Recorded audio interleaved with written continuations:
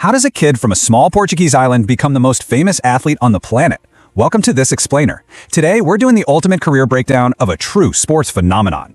We're talking about a trail of shattered records, overflowing trophy cabinets, and an evolution that changed the beautiful game forever.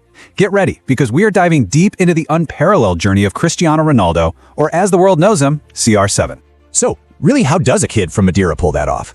Because let me tell you, this isn't just a story about natural talent. It's about a relentless, almost frightening obsessive drive to be the absolute greatest.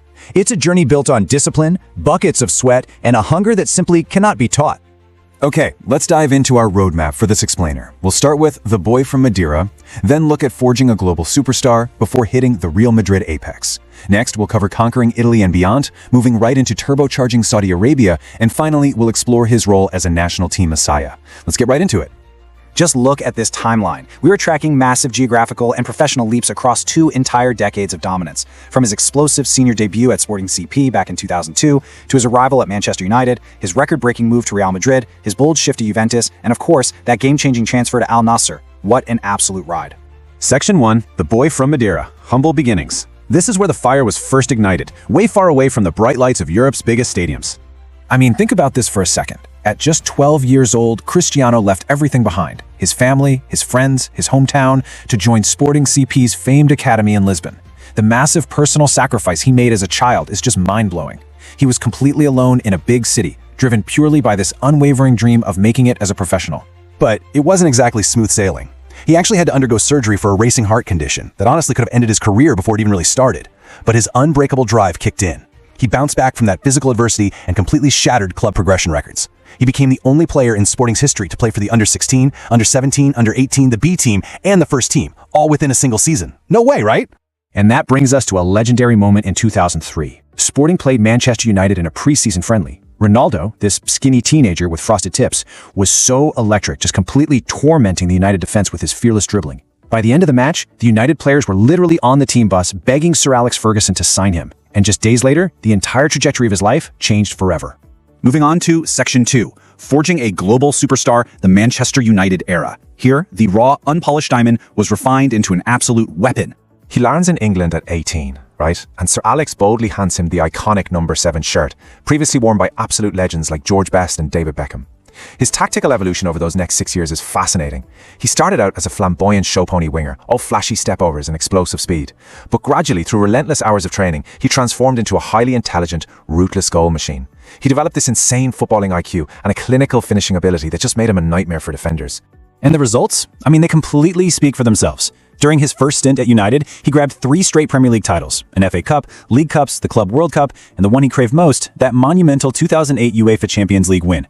It was at United that he won his first Ballon d'Or, officially announcing himself to the world as the best player on the globe. Section 3, the Real Madrid apex, a phenomenon is born. 2009 hits, and it's time for a world record transfer to his ultimate proving ground. Now, what's really interesting here is the sheer scale of his output. 450 goals in 438 games. Just let those numbers wash over you for a second. It's a historic ratio. He averaged more than a goal a game over a 9-year period in one of the toughest leagues in the world. He became a goal-scoring machine built entirely for the biggest stage. To put that insane output into perspective, let's compare his goal efficiency to Karim Benzema, an elite world-class striker and a Real Madrid legend in his own right. Benzema scored 354 goals in 648 games. Phenomenal numbers. But Ronaldo, he scored almost 100 more goals in over 200 fewer games. The difference in dominance is just staggering.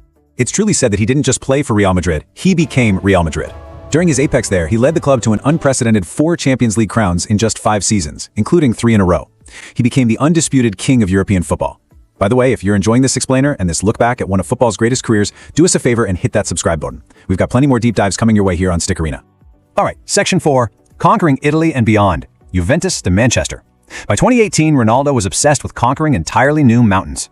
So he takes his talents to Italy, joining Juventus. And believe it or not, there were actually doubters. People seriously wondered if he could adapt to the highly tactical, defensive world of Italy's Serie A. Well, he silenced them instantly. He became the fastest player in Juventus history to reach 50 Serie A goals, and he did it in just 61 games. Because greatness travels wherever he goes. He led Juve to 2 straight league titles, and after a brief, deeply nostalgic and dramatic return to Manchester United, where he kept proving he could still deliver match-winning magic, his legacy as a global champion was permanently sealed across 3 of Europe's absolute top leagues.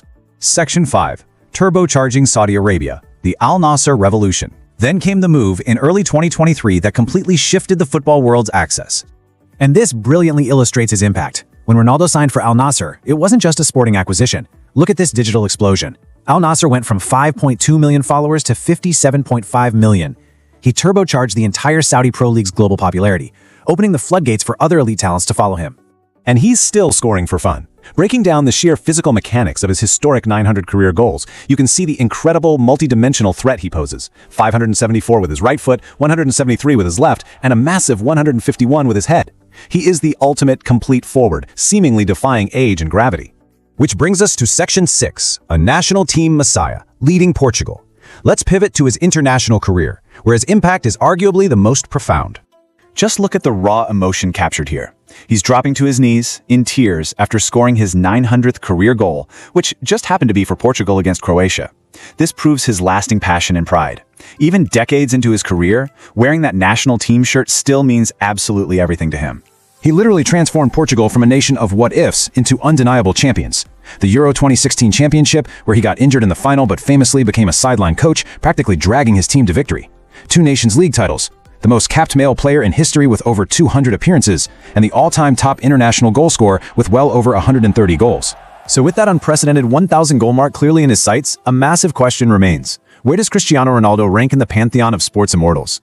This kid from a small island in Madeira dared to conquer the world, and he actually did it. He showed millions that with relentless hard work and an unbreakable will to win, anything is possible. So what's your all-time favorite Ronaldo goal or moment? Drop it in the comments below. And if you What's your all-time favorite Ronaldo goal or moment? Drop it. Make sure you're subscribed to stick around. Thanks for watching.